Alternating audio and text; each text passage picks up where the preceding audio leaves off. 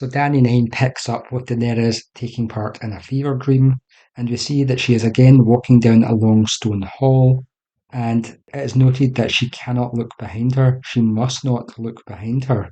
However, in the distance ahead of her, there is a door, tiny in distance, but it is notable that it is painted red. And as she runs towards it, her bare feet leave bloody footprints on the stone, with the repeated message coming through here: you don't want to wake the dragon, do you? She then sees the great Dothraki Sea, the plains with all of the life within it, and then Drogo holding her in her arms, and then he performs sexual acts on her. And the stars are notable to smile down on them in the daylight sky, making the importance of the stars very noticeable here. And then, when she thinks home, suddenly the stars are gone.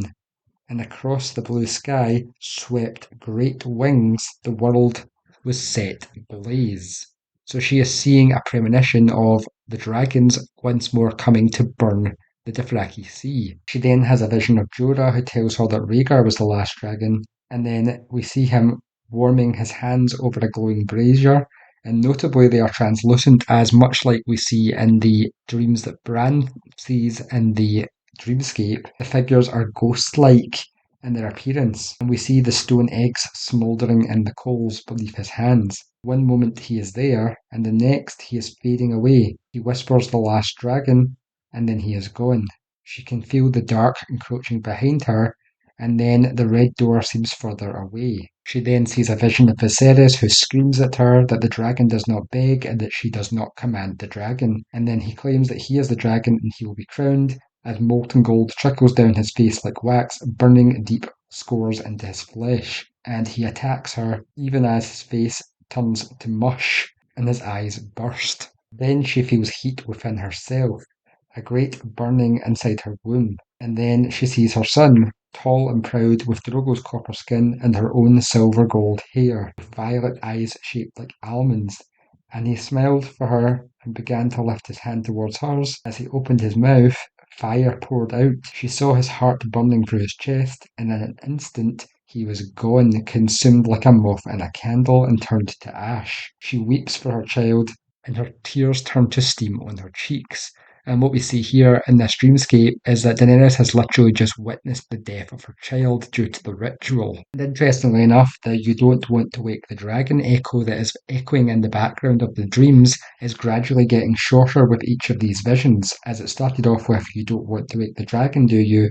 to now at this point, "want to wake the dragon." And then we see her next vision, ghosts lining the hallway, dressed in the faded garments of kings, and in their hands are swords made of pale fire. And all of them have hair of silver and hair of gold and platinum white, and their eyes are opal, amethyst, tourmaline, and jade, much like the gemstone emperors of old that we see in multiple places in the lore. And they all cry out to her, "Faster, faster," as she races towards the red door, her feet melting the stone wherever she touched it. She throws herself forward, and a great knife of pain rips down her back, and she feels her skin tear open and smells the stench of burning blood and sees the shadow of wings, before she herself takes flight, which then leads to the echo saying, "Wake the dragon." The door looms before her, the red door so close the hall is a blur around her, and the cold recedes behind her. And now the stone was gone, and she flew across the Dothraki Sea high and higher. She has become the dragon,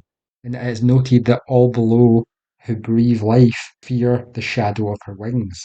Then she throws open the door, where she sees another vision, her brother Rhaegar, mounted on a stallion as black as his armour, with fire glimmering red through the narrow eye slits of his helm. "The last dragon," is what Jorah's voice whispers faintly. Dany lifts the polished black visor, and the face within it is her own.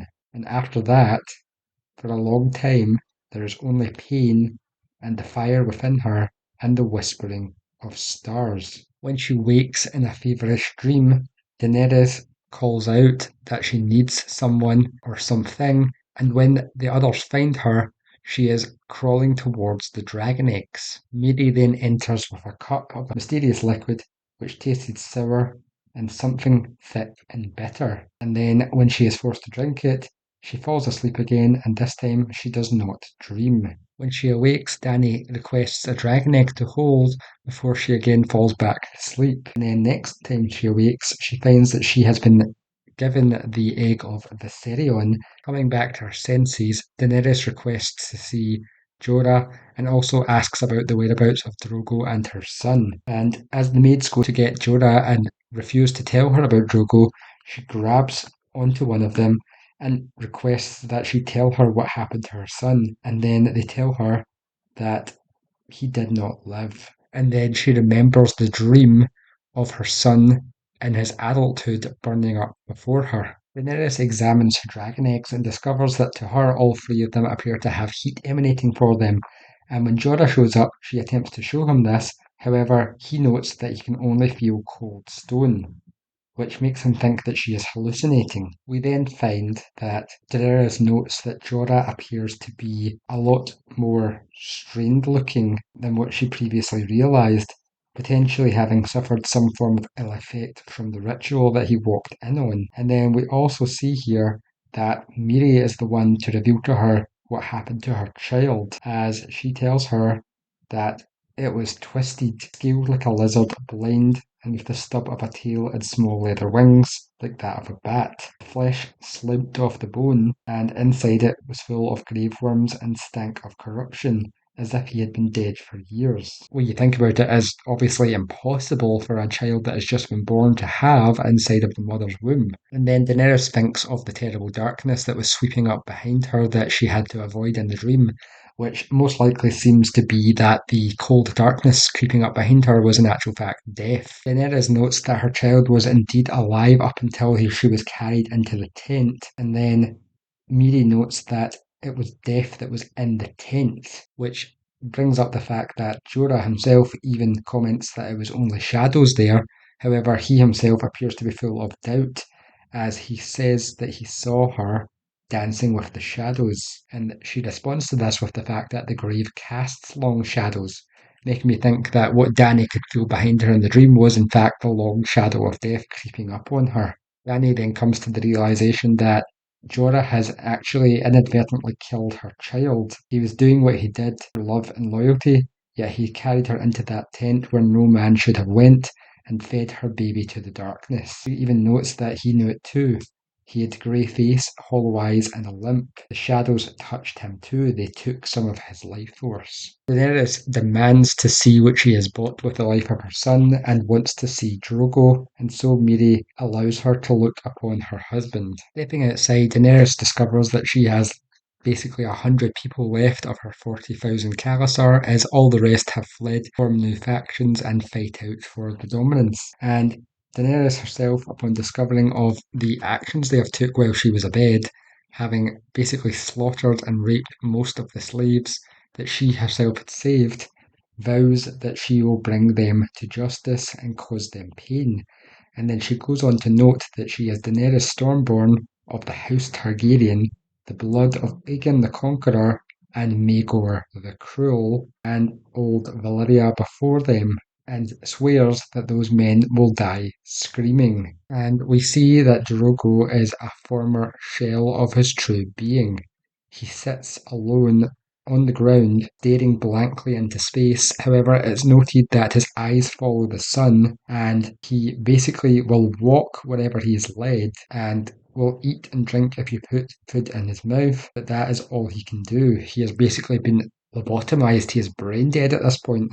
She turns on Miri, questioning, "This is not life." Daenerys then questions when will he be as he once was, and Miri gives the most passive-aggressive never I think I've ever seen, where she tells her that when the sun rises in the west and sets in the east, when the seas go dry and the mountains blow in the wind like leaves, when your womb quickens again and you bear a living child, then he will return and not before.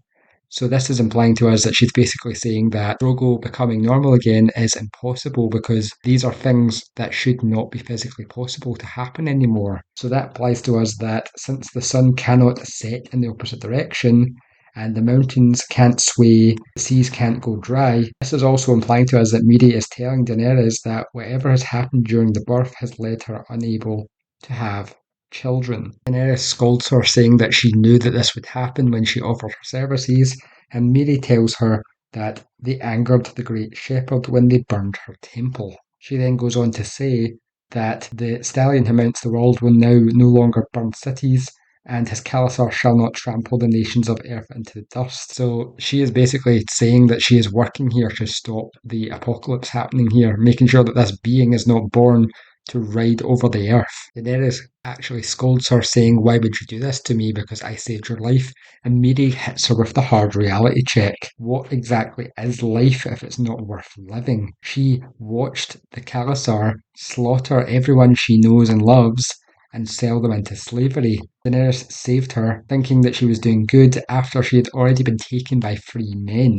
And so, in turn, she has given her Drogo to emphasize what exactly the value of life is. And this does seem to be a part of some kind of plot that Miri is concocting here, as we find that when Daenerys orders her to be bound and taken away, Miri is not fearful for her life, but rather she appears to smile at Daenerys knowingly, as if she knows something is going on and something is going to happen as a result. And so, as night falls, Daenerys prepares Grogu, and we are revealed that it is a moonless black night, so it's a new moon overhead which cannot be seen, and a million stars burned bright, which she takes for an omen. He then goes on to reenact their first night together, hoping that this will in some way bring him back to her.